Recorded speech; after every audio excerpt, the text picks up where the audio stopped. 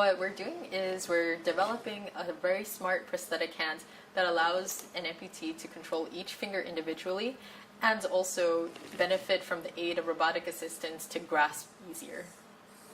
Our research is a really good example actually of shared control, which is a concept that we're very excited about in the field of robotics, and that is merging user intention, that of an amputee in this case, with robotic automation. So typically when you hold object in your hand and it starts slipping from your hand, you only have a few milliseconds to react. And that's where this hand in particular, which has the possibility to react in 400 milliseconds, with all this tactile sensor, which can really react and move the object and restabilize it before the brain could actually perceive that it's slipping. For an amputee, it's actually very hard to contract their muscles many different ways to control all of the ways that our fingers move.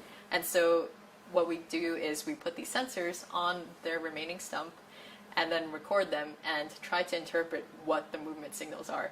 And because these signals can be a bit noisy, what we need is this machine learning algorithm that extracts meaningful activity from those muscles and interpret them into movements.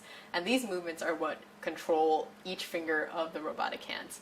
On top of that, because these predictions of the finger movements may not be 100% accurate, we have this robotic automation which allows the hand to automatically start closing around an object once contact is made. Now, if the user wants to release an object, all he or she has to do is try to open up their hand and the robotic controller turns off and all of the control goes back to the user.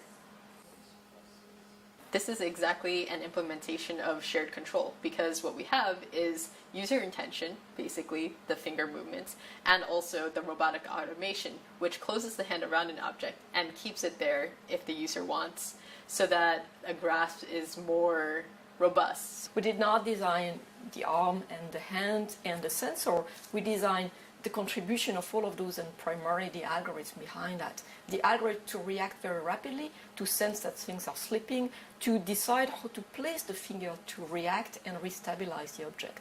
So we are behind, if you want, this is more the intelligence behind that, but the hardware is provided by external party.